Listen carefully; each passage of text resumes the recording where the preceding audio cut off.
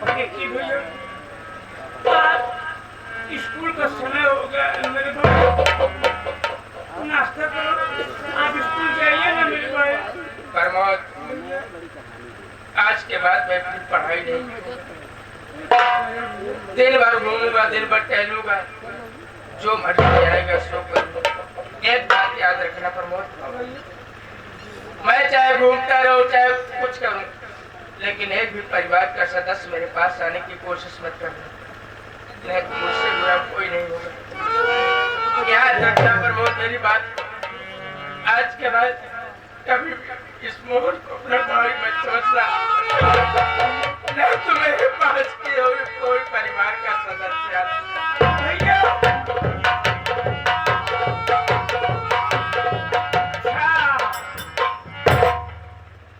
अब हमने समझ लिया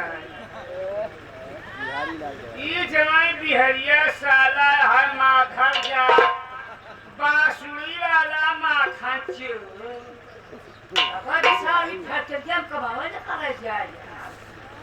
कोई बात नहीं है। आज के बाद मैं भी फैक्ट्री में ही काम करूंगा बिहारी। आज के बाद मैं साले तुम्हारे पीछे हाथ धो कर पड़ता हूँ, देखता हूँ साले कि पैसे घर में लकड़ी लगा के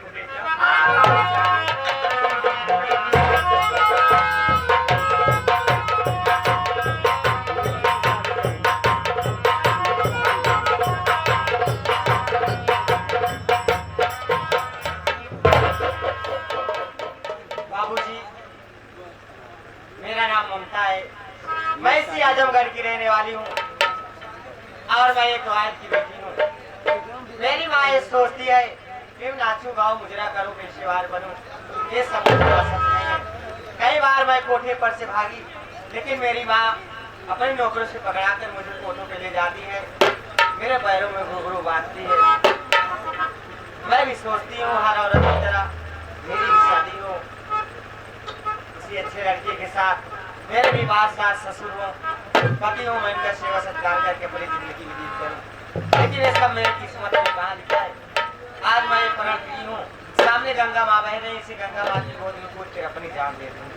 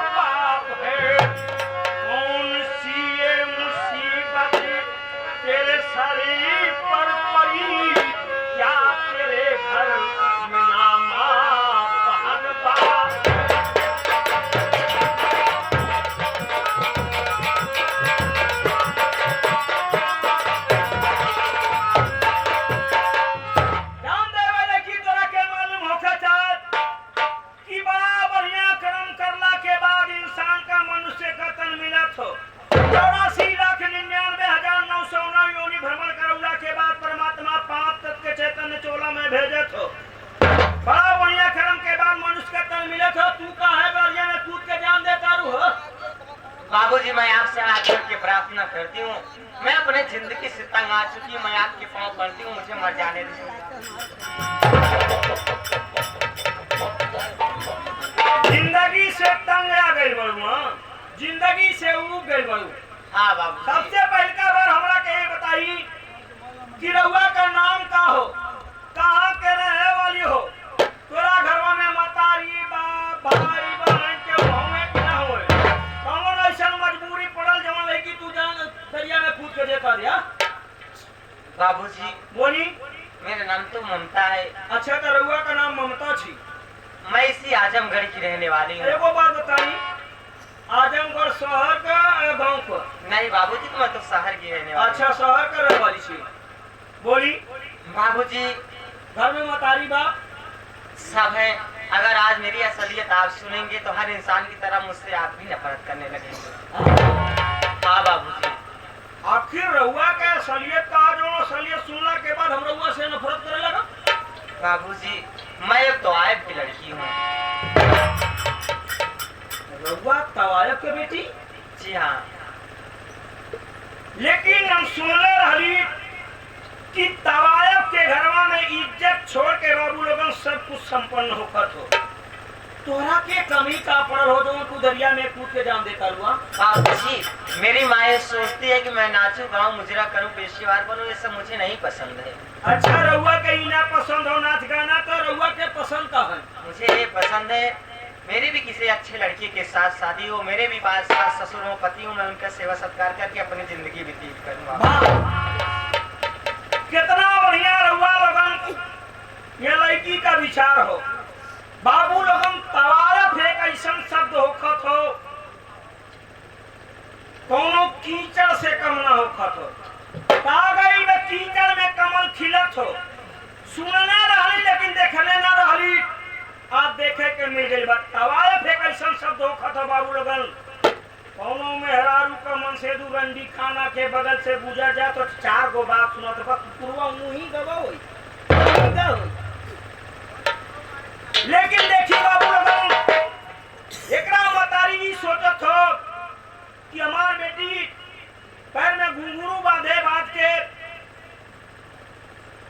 धंधा पेशावर चाहते हो, लेकिन कौन उससे शादी करेगा? शादी तो हम करा दे लेकिन रउआ हमरा परिचय न बुझता नहीं तो हम का शादी है। आप नौकरी नहीं करते हैं, आप सेठ लग रहे हैं। ये हमरा मालिक का मेहरबानी बुझलू। अच्छा, हमार मालिक हमरा के कबहू नौकर न बुझत हो। हमार मालिक हो, बड़ मालिक का नाम हो सोहन लाल, छोटका भाई उनका हो मोहन लाल। उन्हें लोगन का फैक्ट्री हो एना चीज को शराब की ये हो ना तवायब को लड़की है का सोची शराब का फैक्ट्री ना पगली, तब किस चीज की? गिलास का फैक्ट्री हो बुझलू, प्लास्टिक का गिलास। और उन्हीं के घर में हम नौकरी करत हनी। उनकरा शादी करे के जरूरत हो, बढ़िया लड़की के जरूरत हो, पर का बताई ममता जी का भइल हो? उनकरा बियाह भइल रहल। बियाह भइल हो? हाँ बियाह भइल, मेहररुआ के मार के भगा देले। फिर उससे कौन शादी करे? जब औरतें ही मार के भगा देंगे तो कौन शादी? अरे ममता जी हमरा से गलती हो गई, मिस्टेक हो गई। बात कैसे हो पता नहीं, काम मेहरारू में से दू में टिन्ना पुन्ना भइल, मेहररुआ खुदा ही भाग गई। जरूर भाग गई। हाँ हो। अच्छा, हाँ आपको कुछ मालूम नहीं है किस बात से झगड़ा हुई? अच्छा ये बताओ भौजी। अरे कैसे आप बात कर रहे हैं? अब तू हमार भौजी बन गई। भौजी का तानी मालिक के पास ले चला, तानी मालिक अगर तोरा से रबिया करी ना तो हम कर आप करना? कहे का बात हो, कछार के घास का बिना पानी के हरियर रह सकत हो। घोड़ा सरवा घास से यारी करी चले काबुल जाई। भौजी वादा रहा हमार मालिक तोरा के देखला के बाद ना पसंद कर ले, ई वादा रहा। अच्छा, इतना विश्वास है? हमार मालिक हमरा के कबहू बात ना टालत हो। के माने आपके मालिक बहुत अच्छे हैं। बहुत नीमन बाड़े। हाँ? मेरा पता ना का भाग गइल भौजी। हमारा तू तोरा बियाह हो जाए तो का कोनो बात पूछू वाली हमरा के बतेबू का? ये तो बात पूरा लेटू खा ले जे लेकिन तू हमरा के कबहू न दे भौजी। उससे परमात्मा हमें लगा तो तोरा के जौना साता में बनोगे बना के तोड़ देले, बड़ा नीमन बाड़ू हो। सुनी मार बात भौजी।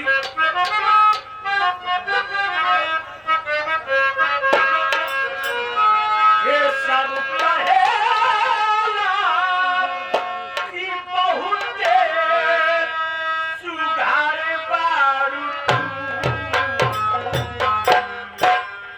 सब कहेला कि बहुत अरे सुधार बारू तू।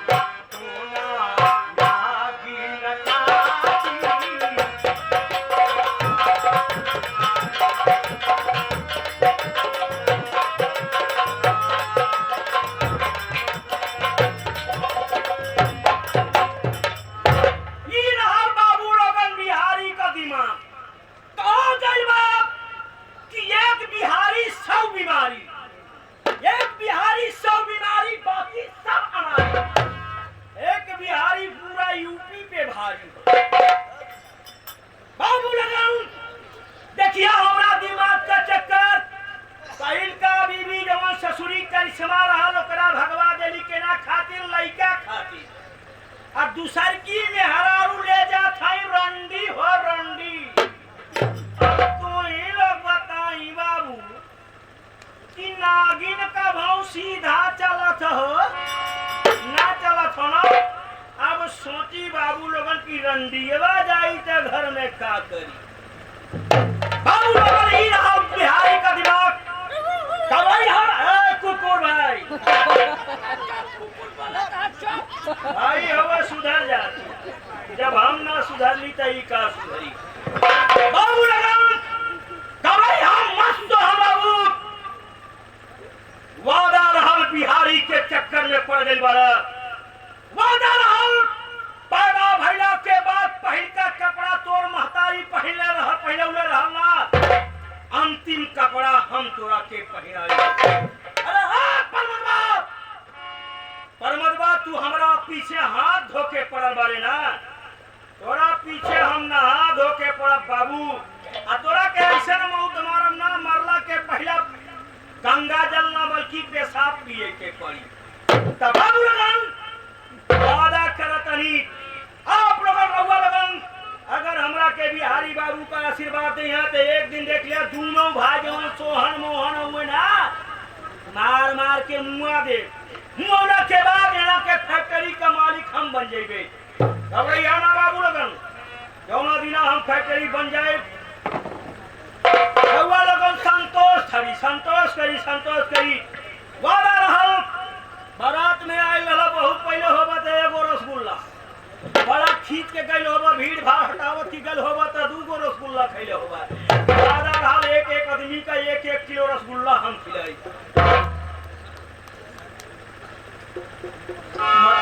सोचा कहीं कि बिहारी भैया देखा कितना बड़ा ना इंसाफी करत हुए एला लोगन का रसगुल्ला खियाओ तो हमरा के पूछो ना कहत घबराना मोतवारी बहन। वादा रहल रउआ लोगन शांति मार के बैठल रहे जौना दिना हम मालिक बन जेबे। वादा रहल 1,000 का बनारसी साड़ी लेबे 500 रुपया दे देबे सुबेरे ले लेके तब जइहा। चल कहीं हम मालिक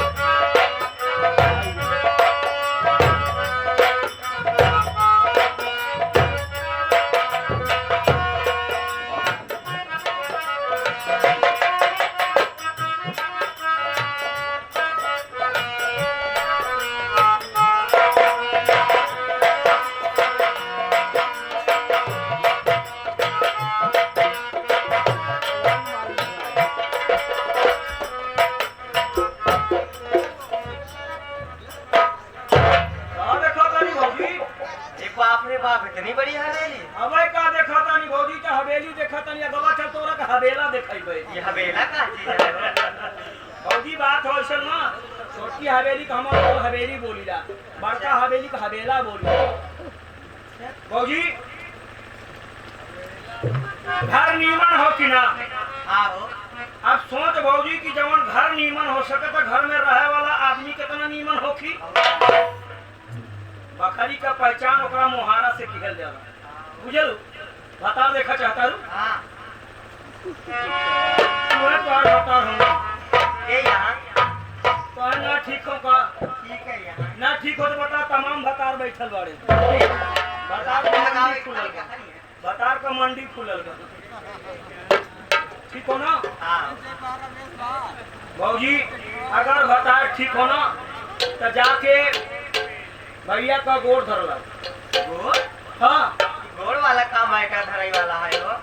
अरे बाप रे बाप ये सब हमका नहीं मालूम है। रंडी तो खुदे दूसरा तो गोड़ गिरावत तो ई गोड़ कहाँ धरी। भौजी मान हम तोरा के बता दे तो तू बहुत सीख लेबू। हाँ हाँ बताई बात समझ। हाँ अच्छे सुना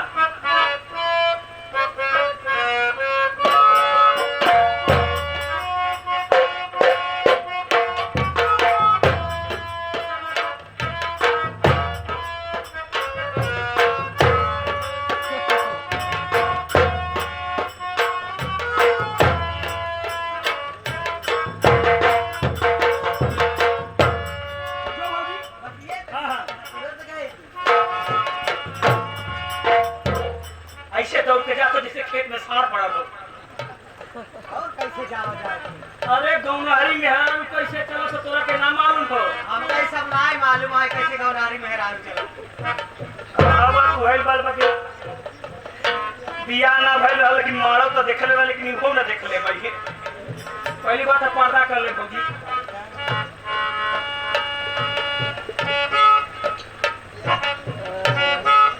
अब ये सोचत हो कैसे हम चलब? हमरा ना भौजी ऐसे चला देम ना कि तू जिंदगी में दौड़ बुझलू। कैसे चलत हो जाऊं? कैसे?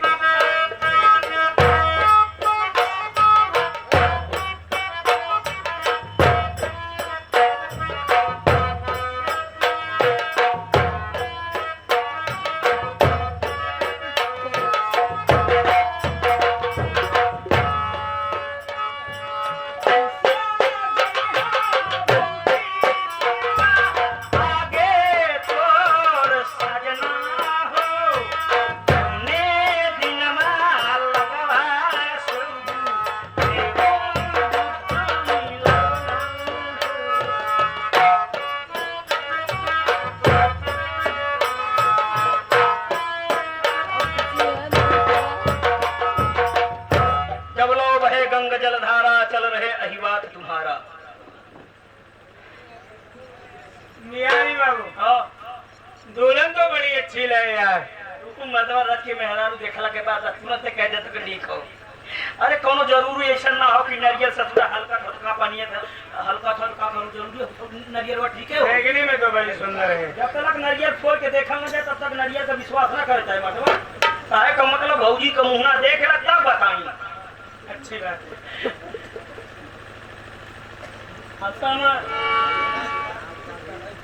हंसबो तो ना किया तू मेहरारू का पक्का तू बुदिया हुआ है ना। चल भौजी जा सुना त्रेता युग में मर्यादा पुरुषोत्तम श्री रामचंद्र जी जब सीता मैया का मुंह देखले रहने तो मुंह दिखाई दे तू कुछ दे दिया का बात देगा या ये दवाई दे कम भी फलाम ओकरा बुखार भइल बा दे देंगे क्या देना है बोलो। ऐसे कुछ दे दिया अच्छी बात है। पैसा का बहुत लगे रहेगा। ठीक है आइए जनाब जरा ये चांद से मुगड़े से अपना घूंघट को हटाओ। पागल हो गया कि तू हाथ फाड़ हो ये मुझे जाना अरे पड़ेगा। उड़ाला बारा दिखाई तो उठाई थी। अच्छी बात है। हाँ बताई बिहारी बाबू ऐसा लगता है हाँ, आसमान से परी उतर करती है। मालिक का बताई हम जो उन मेहरारू पसंद कर ली तो क्यों खेल ही न कर पाओ तो गाँव में केहू अपन पतो देखा जाता तो वहीं भी लिया के जाता हूँ। विश्वास हो गया मुझे। मालिक एक बात कही क्या बात? कुकुर से माजी रूबी आ गए बा कुकुर से ए कुकुर माँ कुकुर कुकुर बिहरिया आयो सा बारमोद कुकुर भैया भैया कुकुर न कहो करो। अच्छा ठीक है कुत्ता कहा पूछना एक बात बताओ ए बताओ भैया। लोकवाणी आकाशवाणी मधुरवाणी सब सुनने वाली लेकिन कटुवाणी का भी मत बोलिएगा। सुन भौजी ना बोल। चुप रहो भौजी आ रही बा कहां बा भौजी जाके गोल लग जा कहां बा भौजी देख देख कितना नीमन भौजी बा रे नीमन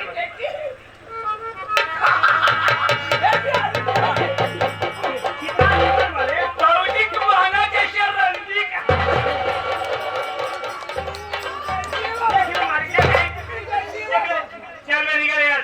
दोनों भी मैदान में गए यहाँ से मार साले को मार के मारा हाथ साले पागल है। इसकी बातों पर ध्यान मत देना। चलो मालिक क्या बात? कहा गई बा कि एक औरत लक्ष्मी होखत हो और एक औरत कुलक्षणी होखत हो। दोनों घरों में लक्ष्मी का पांव पड़ जात हो तो दिन प्रतिदिन बरकत होखत हो लेकिन जौना घरमा में कुलक्षणी का पांव पड़ जात हो तब कबहू बरकत ना होखत हो। तो ऐसा ना होखे मालिक की भौजी का भी लड़का ना होखे। ये बिना कहा तानी कि सयाना वो है जो ठंडी आवे से पहले कंबल खरीद ले भले रुपया चोर बाजार का कहे ना। करना क्या है मेरे भाई बोलिए। हम तो यही कहता नहीं मालिक यहाँ घरों में वो कैसमा ससुरी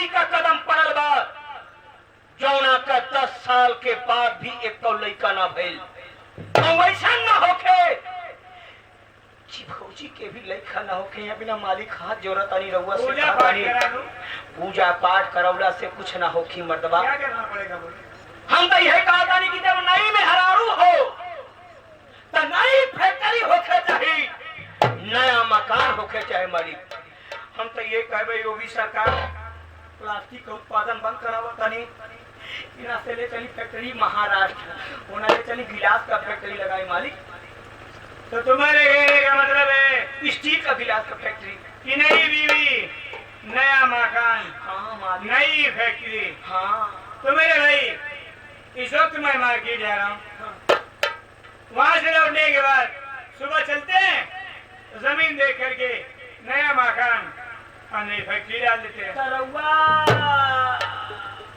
मार्केट जेबा हाँ। ये वो बात बताइए मालिक क्या बात? रउआ मार्केट फिजिया से जेबा कि मारुति से जेबा फटफटिया से ना जेबा बताओ से टाइम बता। फटफटिया से ना जेबा हाँ।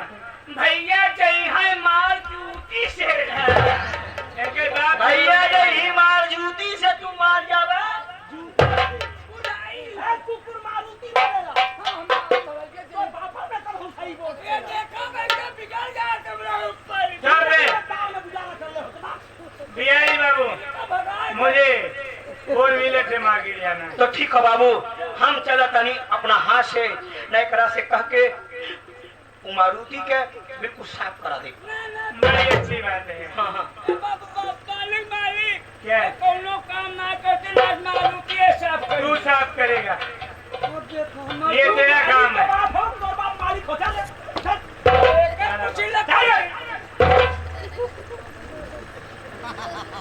जूता का सब ससुरा पैर में पहना जाता है लेकिन चमड़ा वाला जूता की कीमत कुछ और ही होगा तो अच्छी बात है। प्लास्टिक का जूता हो तो चलिए जनाब, हम तुम यहाँ से चलते हैं। सुनो,